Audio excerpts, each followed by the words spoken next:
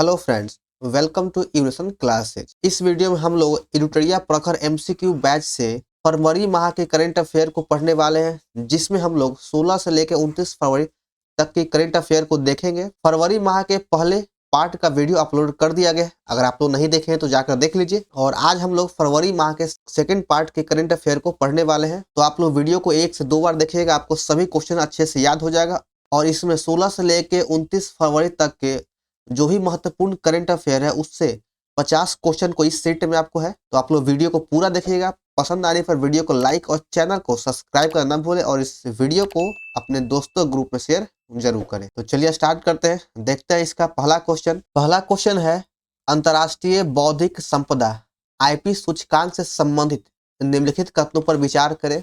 आइए देखते हैं कथन को। यूएस चैम्बर ऑफ कॉमर्स ने अपने अंतर्राष्ट्रीय बौद्धिक संपदा सूचकांक का 12वां संस्करण जारी किया है, तो यह बिल्कुल सही है दोस्तों। पहला आपका ऑप्शन सही है। भारत 38.64% के समग्र स्कोर के साथ 55 देशों में 42वें स्थान पे है, तो इस बार यह 42वें स्थान पे है, जो वर्ष 2022 से 2 स्थान कम है। तो यहाँ पर देखिए गलत है, यहाँ तक लाइन आपका सही है, गलत यहाँ पे है।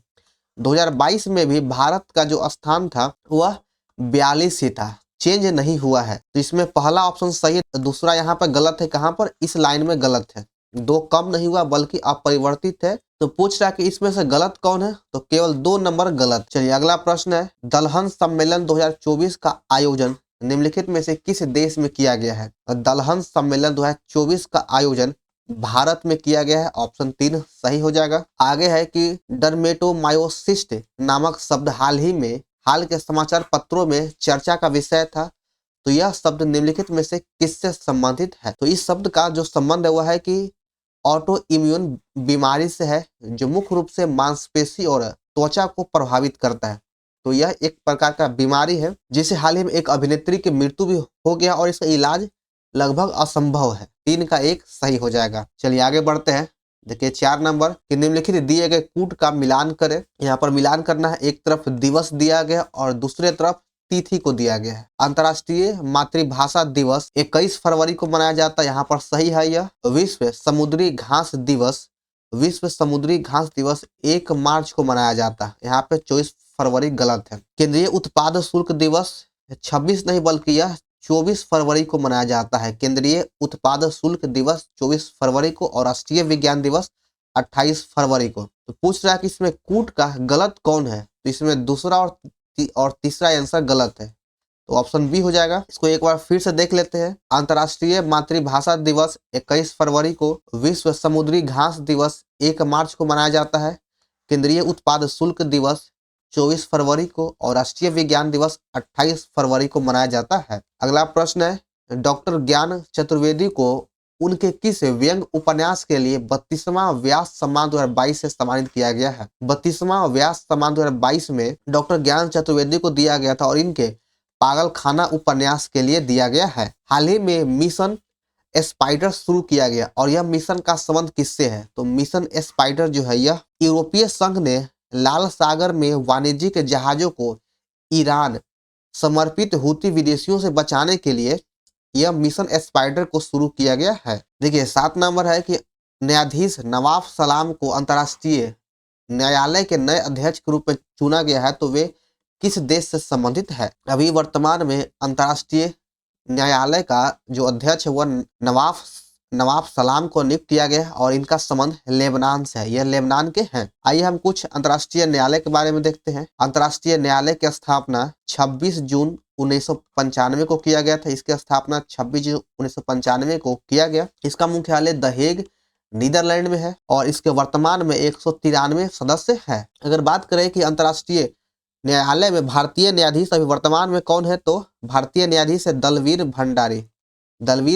भंडारी है, जिनका कार्यकाल 2018 से लेकर 2027 तक है। आगे देखिए कि विश्व व्यापार संगठन का 13वां मंत्री स्तरीय सम्मेलन 26 फरवरी से 2 मार्च तक कहाँ आयोजित किया गया है? यानी MC13 का आयोजन संयुक्त अरब अमीरात में किया गया, और यह संयुक्त अरब अमीरात के अबू धाबी में किया गया है। Alliance for global good equity and equality के लिए लोगो और वेबसाइट निम्नलिखित में से किसके द्वारा लॉन्च किया गया है? तो यह जो लोगो और वेबसाइट है यह पूर्व केंद्रीय एवं महिला बाल विकास मंत्री स्मृति ईरानी के द्वारा यह लॉन्च किया गया था।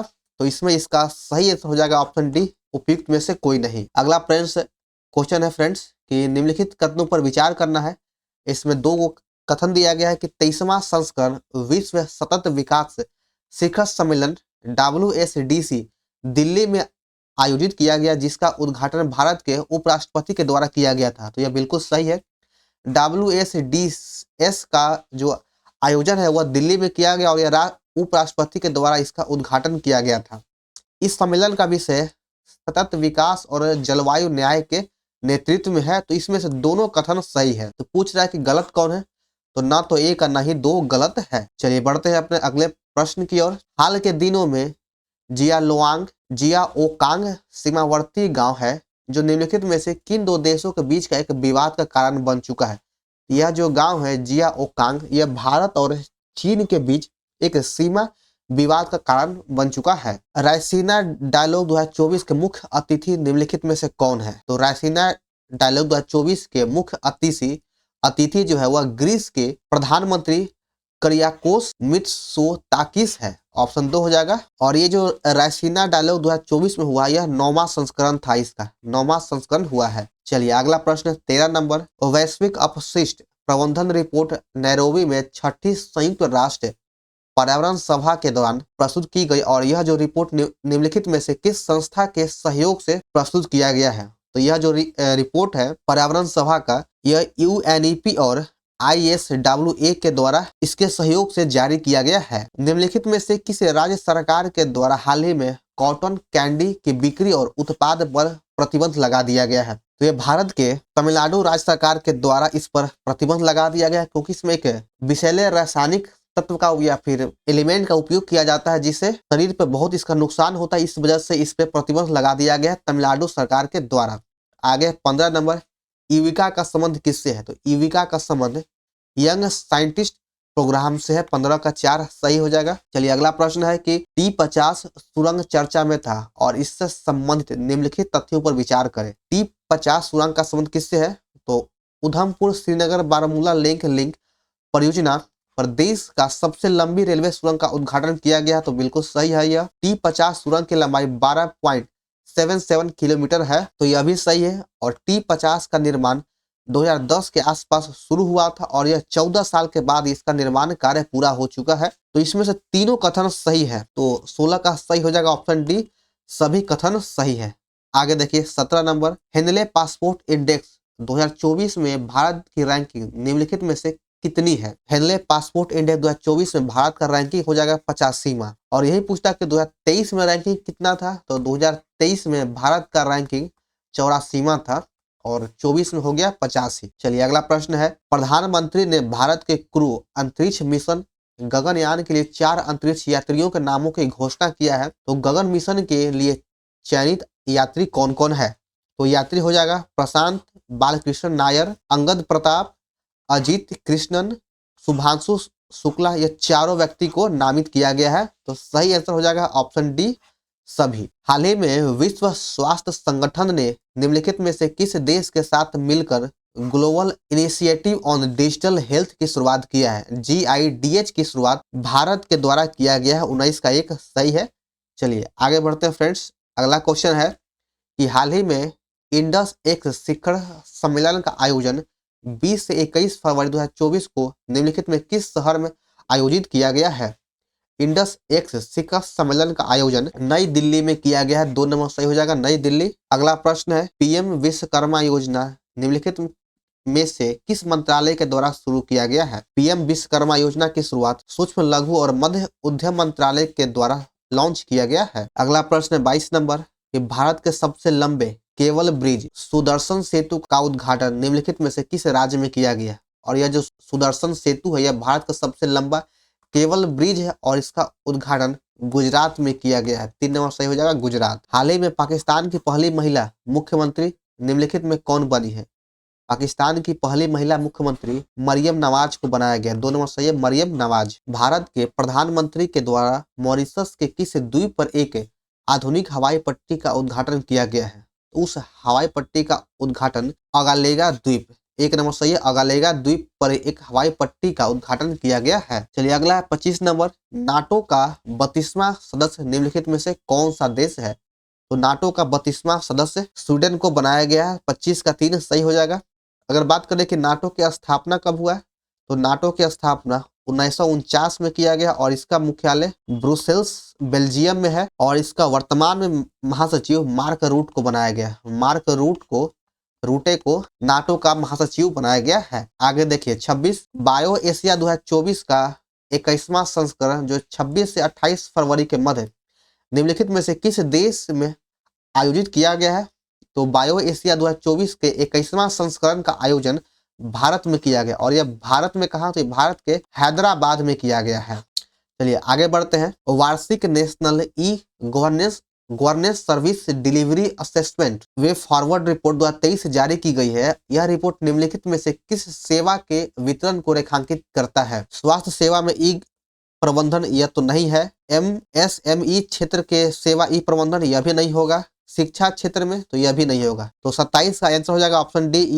ये जो है यह प्रशासनिक सुधार और लोक शिकायत विभाग के द्वारा जारी किया गया है। तो 27 का ऑप्शन डी हो जाएगा, इनमें से कोई नहीं। आगे देखिए 28 नंबर कि निम्नलिखित कथनों पर विचार करना है।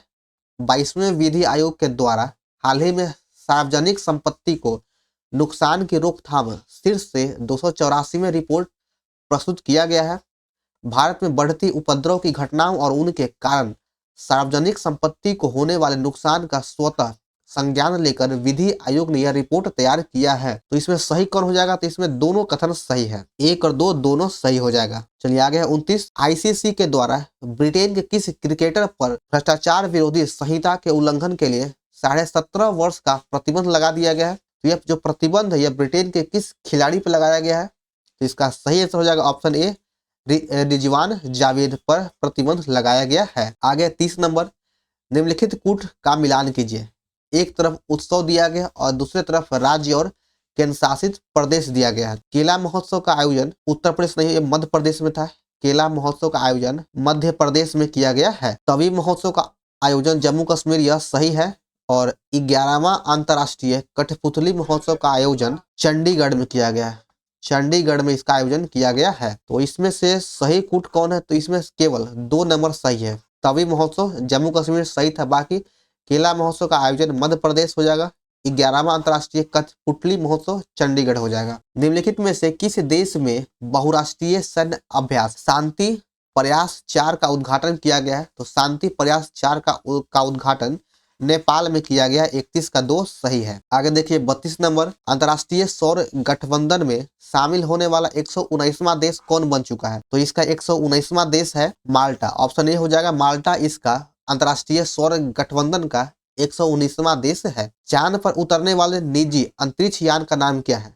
उस निजी अंतरिक्ष यान का नाम हो जाएगा ओडिसियस। ऑप्शन ए सही है, ओडिसियस। आगे देखिए 34 नंबर, निम्नलिखित में से किसे देश के द्वारा हाल ही में डेंगू के बढ़ते मामलों के लिए स्वास्थ्य आपातकाल की घोषणा किया गया है? तो ये जो स्वास्थ्य आपातकाल है यह पेरू देश के द्वारा जारी किया गया है, जिसमें डेंगू के बढ़ते मामले को देखते हुए पेरू के द्वारा आपातकाल घोषित किया गया है। आगे देखिए 35 नंबर, निम्नलिखित में से कौन सा देश पारिस्थितिकी हत्या को राष्ट्रीय और अंतर्राष्ट्रीय अपराध के रूप में मान्यता देने वाला यूरोप महाद्वीप का पहला देश बन गया है? तो इसका सही आंसर हो जाएगा ऑप्शन ए, बेल्जियम इसका सही उत्तर है। चलिए आगे देखिए, खेलो इंडिया यूनिवर्सिटी गेम 2024 में सर्वाधिक पदक निम्नलिखित में से किस यूनिवर्सिटी के खिलाड़ियों के द्वारा जीता गया है? तो 36 का सही आंसर हो जाएगा ऑप्शन ए, चंडीगढ़ यूनिवर्सिटी के द्वारा सबसे अधिक पदक जीता गया है। हाल ही में देश के सबसे बुजुर्ग सांसद का निधन हो गया, उसका नाम क्या था? उस सांसद का नाम है शफीकुर रहमान बर्क। यह उत्तर प्रदेश के है। इनका संबंध उत्तर प्रदेश संसदीय क्षेत्र से था। तो 37 का 2 नंबर सही है। आगे है 38, घनश्याम दास बिरला 2023 निम्नलिखित में से किसको दिया गया? यह जो पुरस्कार है घनश्याम दास बिरला अवार्ड, यह प्रोफेसर आदित्य सेन को दिया गया है। चलिए आगे 39 नंबर, निम्नलिखित दिए गए तथ्यों पर विचार करें और बताना कि इसमें से गलत कौन है। त्रिपक्षीय नौसैनिक अभ्यास दोस्ती का 16वां संस्करण मालदीव में आयोजित किया गया, तो बिल्कुल सही है यह। ग्रीस समलैंगिक विवाह को वैध बनाने वाला पहला बहुसंख्यक रूढ़िवादी ईसाई देश बन गया है। तो इसमें से दोनों कथन सही है दोस्तों, तो सही आंसर हो जाएगा ऑप्शन सी, ना तो एक और ना ही दो गलत है। हाल ही में प्रधानमंत्री श्री नरेंद्र मोदी के द्वारा देश में 5 नए अखिल भारतीय आयुर्विज्ञान संस्थान एम्स अस्पताल का उद्घाटन किया गया है। तो निम्नलिखित में से कौन इस सूची में शामिल नहीं था? तो देखिए, इसमें एम्स राजकोट गुजरात शामिल है और रायबरेली उत्तर प्रदेश भी है। पंजाब इसमें शामिल नहीं है, तो इसमें केवल 2 हो जाएगा, पंजाब इसमें शामिल नहीं है। आगे देखिए 41, बिहार के मुख्यमंत्री नीतीश कुमार के द्वारा निम्नलिखित में से किस जिले में डेस्टिनेशन बिहार एक्सपो 2024 का उद्घाटन किया गया है? डेस्टिनेशन बिहार एक्सपो 2024 का उद्घाटन पटना के गांधी मैदान में किया गया था। तो 41 का 2 सही हो जाएगा। अगला प्रश्न है कि बजट, बिहार बजट 2024-25 में जेंडर बजट का कितना प्रतिशत हिस्सा है? तो इसमें इसका हिस्सा 14% है। चलिए आगे देखिए 43 नंबर, बिहार के किस जिले में ग्लूकोनाइट की उपस्थिति का पुष्टि किया गया है? ये जो ग्लूकोनाइट है यह रोहतास में होने की पुष्टि की गई या फिर वहां पाए जाने का अनुमान लगाया गया है। तो 43 का सही आंसर हो जाएगा ऑप्शन डी, इसमें रोहतास ऑप्शन में नहीं है। अगला प्रश्न है, हाल ही में सदन संस्मरण पुस्तक का विमोचन किया गया और इस पुस्तक में किनके भाषणों का अंश शामिल किया गया है? तो इसमें केदार पांडे के भाषणों के अंश को शामिल किया गया है। मिशन जन सेवा निम्नलिखित में से किसके द्वारा संचालित किया गया था? मिशन जन सेवा को बिहार पुलिस के द्वारा संचालित किया जा रहा है। 45 का 1 सही है। आगे देखिए 46, बिहार के जमुई जिले में नागी पक्षी महोत्सव 2024 का आयोजन कब से कब तक किया गया था? तो इसका आयोजन 17 से 19 फरवरी 2024 में किया गया है। तो 46 का 2 सही हो जाएगा। और यह पक्षियों के संरक्षण को बढ़ावा देने के लिए किया गया है। यहाँ से एक चीज और पूछता है कि नागी पक्षी कहाँ पर है? तो यह बिहार के जमुई में है। पक्षी अभ्यारण्य कहाँ पे है? तो यह जमुई डिस्ट्रिक्ट में है। आगे 47 नंबर, हाल ही में बिहार विधानसभा के अध्यक्ष निम्नलिखित में से कौन निर्वाचित हुआ है? तो बिहार विधानसभा के जो अभी वर्तमान में अध्यक्ष है वह नंद किशोर यादव को बनाया गया। 47 का 1 सही है। आगे देखते हैं 48 number, national government services portal के द्वारा जारी एक रिपोर्ट के अनुसार ऑनलाइन सेवा उपलब्ध कराने में बिहार का कौन सा स्थान है? तो इसमें ऑनलाइन सेवा उपलब्ध कराने में बिहार का 18वां स्थान है। 2 नंबर सही हो जाएगा। चलिए देखते हैं 49, कि बिहार के द्वारा हाल ही में नीतीश डिवाइस को लॉन्च किया गया। तो हाँ बिल्कुल सही है। यह आपको आंधी तूफान या फिर जो ठनका गिरता है उससे आपको आधा घंटा या 30 मिनट पहले आपको इससे जानकारी मिल जाएगा किसानों को। और हाल ही में बिहार के पीरपैंती में 2400 मेगावाट का बिजली घर बनाए जाने की घोषणा किया गया है। तो इसमें से दोनों कथन सही है, तो उपयुक्त हो जाएगा सभी। आगे है इस सेट का अंतिम प्रश्न, इसमें बोला गया कि कौन सा कथन गलत है? तो नरेंद्र नारायण